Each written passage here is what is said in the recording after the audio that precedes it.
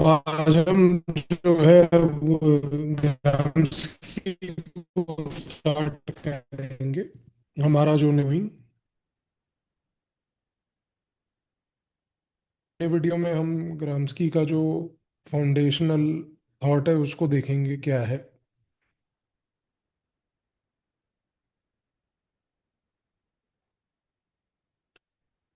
देखिए, ग्राम्सकी ने बेसिकली क्या किया था, उसने मार्क्सिस्ट थॉट को रीथिंक किया था। उसने ये बोला ग्राम्सकी ने कि भाई हमें मार्क्स को रिविजिट करना चाहिए in the scenario that is unfolding. और ग्राम्सकी के सामने जिस सिनेरियो में उसने अपनी थ्योरी को कंसेप्चुअलाइज किया, that was the world between the two world Wars. उसको हम लोग एक इंटर वॉर पीरियड भी बोलते हैं। लेकिन यहाँ पर अब आप फर्क देखिए कि जहाँ पर रशिया की बात थी, जहाँ पर लेनिन ने एक रेवोल्यूशन किया था, ग्राम्सकी ने कहा कि भाई जहाँ पर वो बैठा था इटली में, जहाँ पर उसने इटली की सिचुएशन को ऑब्जर्व किया, उसने कहा कि भाई Italy is different from Russia.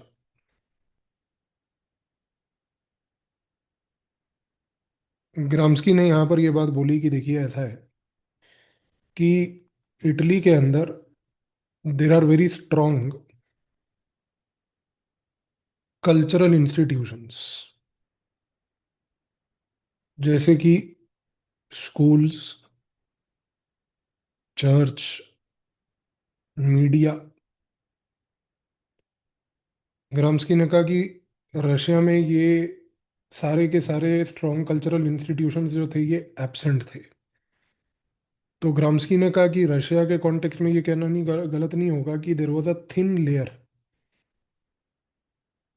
Of these cultural institutions. अच्छा, दूसरी बात क्या है कि ये जो कल्चरल इंस्टीट्यूशंस थे, ग्राम्सकी ने इसको एक सिंपल वर्ड में बोलने की कोशिश करी कि they constitute the civil society. तो ग्राम्सकी ने कहा कि ये सिविल सोसाइटी है। अगर ये सिविल सोसाइटी है तो हमें इसको इस नज़रिए से देखने की आवश्यकता है। तो ग्राम्सकी ने क्या बात बोली कि ग्राम्सकी ने कहा कि देखो बॉस, रशिया के केस में रेवोल्यूशन जो हुआ, वहां पर सिविल सोसाइटी थिन थी और एब्सेंट थी ऑलमोस्ट। लेकिन वो कहता है कि अगर अपन इटली की बात करें तो इटली में हम देखते हैं कि सिविल सोसाइटी जो है ये काफी स्ट्रांग है, ये पावरफुल है। इस कॉन्टेक्स्ट में उसने कहा कि हमें रेवोल्यूशन को इस कॉन्टेक्स्ट में एनालाइज करने की आवश्यकता है। पहली बात तो ग्राम्सकी के लिए एक इशू था। वो ये जानना चाहता था कि why do masses consent to their own domination in a democratic capitalist society।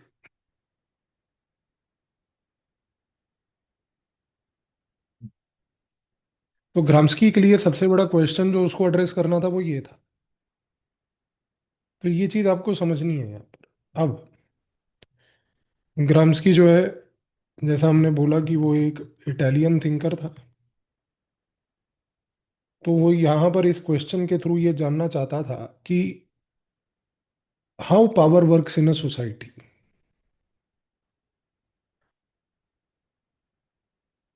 How power works, क्योंकि देखो जो मार्क्सिस्ट थे उनका मानना ये था कि भाई power basically comes from control of economy.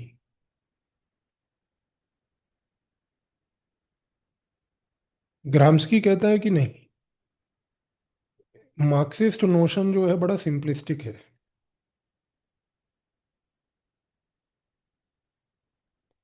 तो उसने कहा कि क्योंकि मार्क्सिस्ट नोशन बड़ा सिंपलिस्टिक है, पावर रियलिटी में बहुत कॉम्प्लिकेटेड होती है। ऐसा उसने क्यों बोला? क्योंकि वो कहता है कि देखिए, पावर इसलिए कॉम्प्लिकेटेड होती है क्योंकि पावर जो है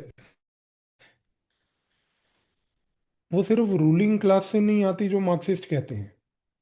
तो ग्राम्स्की कहता है कि पावर जो है इनफैक्ट आती है आज की डेट में विनिंग पीपल्स अग्रीमेंट से।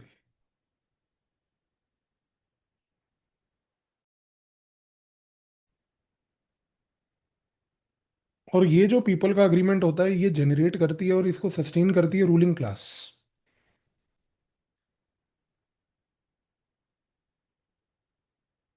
और इस चीज को बोला जाता है कंसेंट। तो जैसा हमने देखा कि ग्राम्स्की का मेन फोकस क्या था, ये जानने का कि भाई रूलिंग क्लास कैसे ऐसे कुछ आइडियाज को जनरेट करती है जिसका कंसेंट होने के बाद सोसाइटी में लोग इसको नेचुरली अडॉप्ट कर लेते हैं।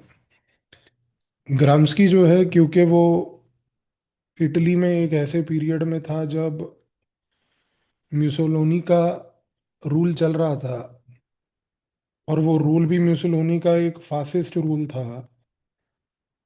तो उस समय म्यूसोलोनी ने क्या किया था कि बेसिकली उसने ग्राम्स्की को जेल में डाल दिया था, ये सब बातों के बारे में बोलने की वजह से।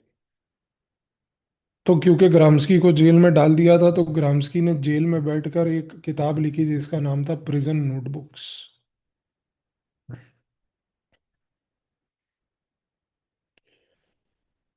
और वहां पर उसने ये एनालिसिस किया। एनालिसिस ये था कि भाई रशिया में रेवोल्यूशन जो हुआ वो एक सडन अटैक था बोल्शेविक्स का। लेकिन उसका एनालिसिस ये भी कहता है कि इटली में ये चीज़ पॉसिबल नहीं है, क्योंकि यहाँ पर पावर जो है वो सस्टेन की जा रही है through ideas.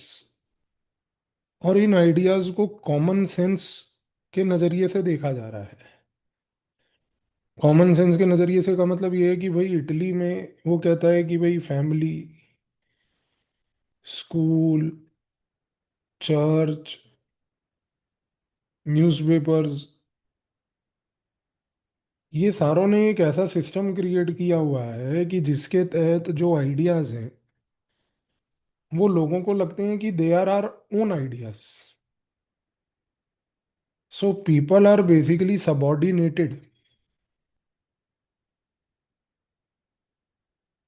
Thinking that this is a natural system.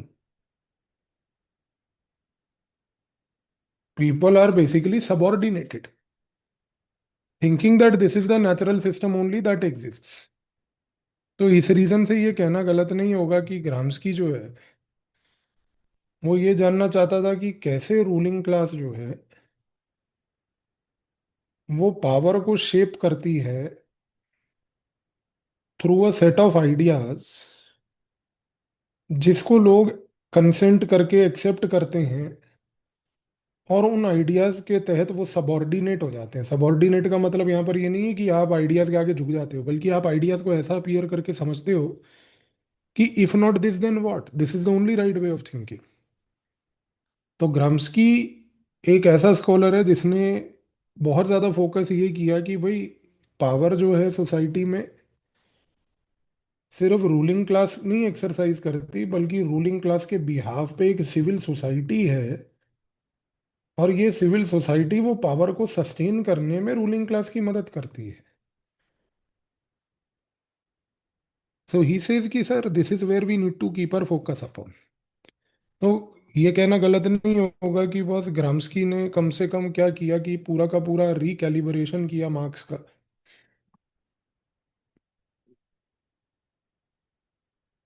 जिसमें वो बेस सुपर स्ट्रक्चर की बात करता था।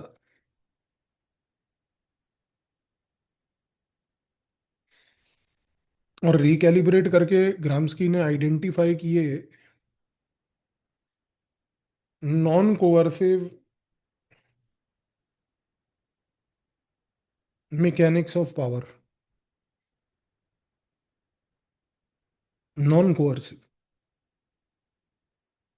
और क्योंकि वो इटली के कॉन्टेक्स्ट में लिख रहा था, तो जाहिर सी बात है कि उसने डिटर्मिनिज्म जो मार्क्स का था, या फॉर दैट मैटर जो मार्क्स की पूरी रिडक्शनिज्म वाली थ्योरी थी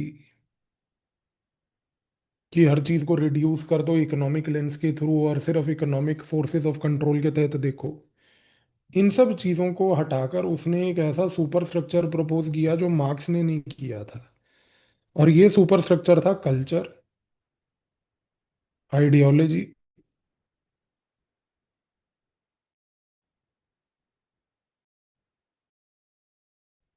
education, religion, role of intellectuals.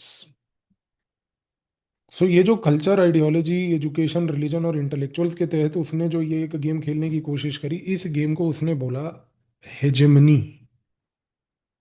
तो ही gave an important concept called hegemony. So what is hegemony that he talked about? His concept of hegemony is कि भाई उसने कहा कि it is the ability of the dominant class not only to control the state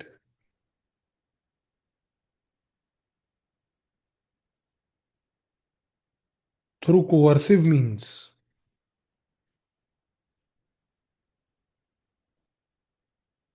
but also through command, consent via civil society.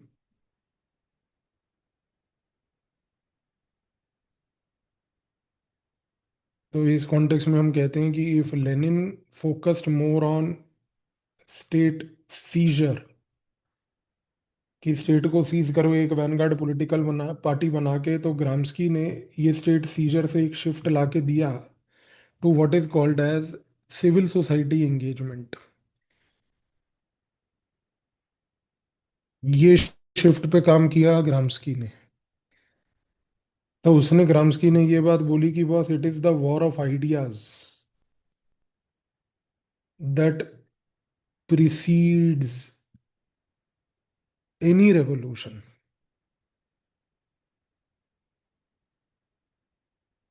That precedes any revolution. यानी कि किसी भी revolution को होने से पहले आपको वॉर ऑफ आइडियाज पे ध्यान देना है। इस रीजन से हम कहते हैं कि ग्राम्सकी जो है, he gave a philosophy of praxis.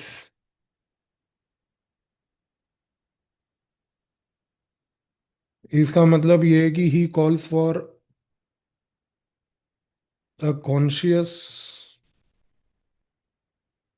Ideological struggle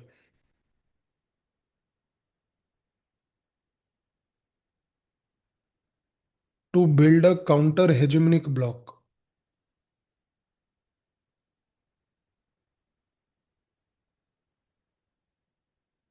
और ये पॉसिबल होगा through organic individuals who are called organic intellectuals who will come from the working class,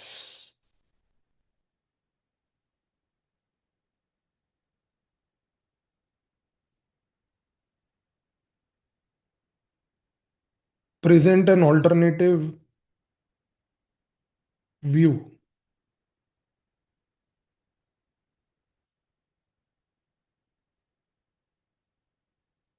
तो ग्राम्सकी ये कह रहा है फिलोसफी ऑफ प्रैक्सिस में कि बॉस, अगर आज रूलिंग क्लास ने अपनी हेजेमनी बना रखी है through a set of ideas, तो उन आइडियाज को रिमूव करने के लिए और उस रूलिंग क्लास को डिस्ट्रॉय करने के लिए रेवोल्यूशन जो है उसमें आपको वायलेंस नहीं करना, आपका एक काउंटर हेजेमनिक ब्लॉक क्रिएट करना है। तो एक रूलिंग क्लास को हटाने के लिए काउंटर हेजेमनिक ब्लॉक बनाओ, क्योंकि रूलिंग क्लास ने अपनी हेजेमनी बना रखी है through a set of ideas. So एक काउंटर हेजेमनिक ब्लॉक बनाओ जिसमें ऑर्गेनिक इंडिविजुअल्स होंगे जिनको ऑर्गेनिक इंटेलेक्चुअल्स कहा जाएगा। ये ऑर्गेनिक इंटेलेक्चुअल्स जो हैं जिनके बारे में हम चर्चा एक सेपरेट वीडियो में भी करेंगे, कि ये कोई नॉर्मल इंटेलेक्चुअल्स नहीं होंगे बल्कि ये वर्किंग क्लास के लोग होंगे। और ये वर्किंग क्लास के लोग एक ऑल्टरनेटिव व्यू पेश करेंगे जिसके तहत एक स्लो लेवल पर बदलाव आना चालू होगा। इस कॉन्टेक्स्ट में आप देखिए कि पेरी एंडरसन जो है,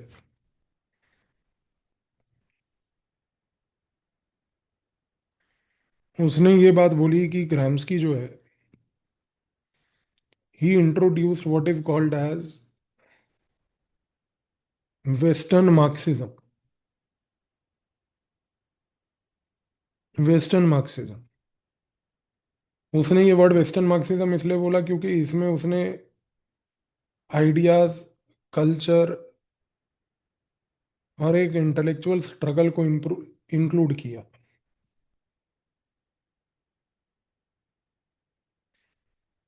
तो ये जो मार्क्सिज्म के अंदर कुछ वेस्टर्न कॉन्सेप्ट्स को इन्फ्यूज करने का काम किया ग्राम्सकी ने, उसकी वजह से पेरी एंडरसन ने ग्राम्सकी को वेस्टर्न मार्क्सिज्म के एक थ्योरी के ऊपर काम करने के लिए ये थ्योरी उसके नाम पर दी। सिमिलरली अगर आप देखो तो रोजा लग्जमबर्ग जो है,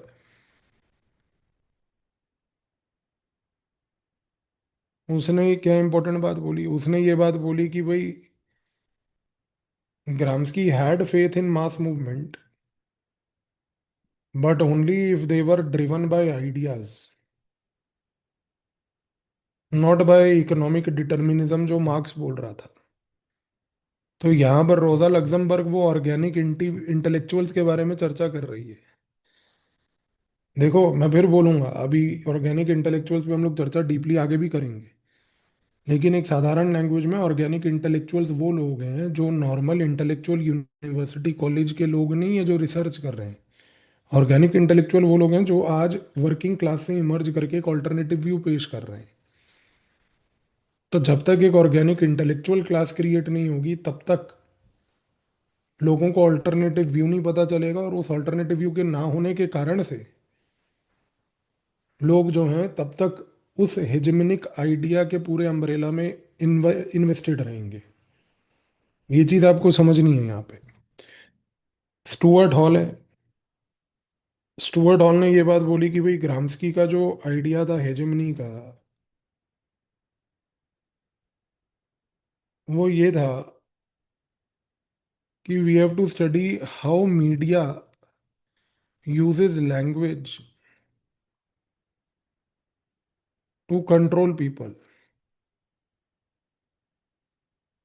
हमारे यहाँ की जो लश्कर ए नोएडा मीडिया, आप जानते हो उसको, वो किस तरीके की लैंग्वेज का प्रयोग करती है।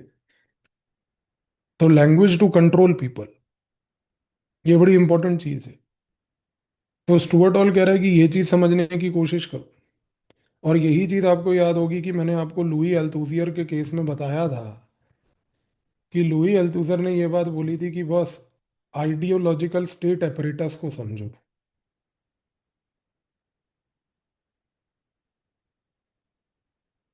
आइडियोलॉजिकल स्टेट एपरेटस को समझो। लेकिन यहीं पर अगर हम बात करें रेमंड विलियम्स की, तो वो क्या कहता है, वो कहता है कि भाई ग्राम्सकी जो है, he is the champion of what is called as cultural materialism. If Marx is a founder of economic materialism,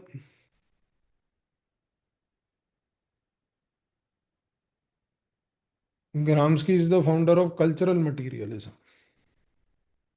तो ये चीज हमें जानने की आवश्यकता है। लेकिन अगर आप देखो तो क्विंटन स्किनर,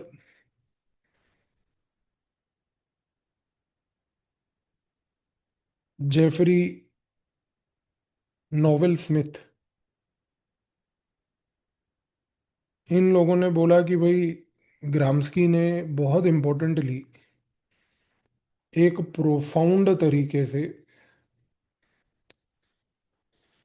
रीआर्टिकुलेशन किया ऑफ द मार्क्सिस्ट एपिस्टेमोलॉजी।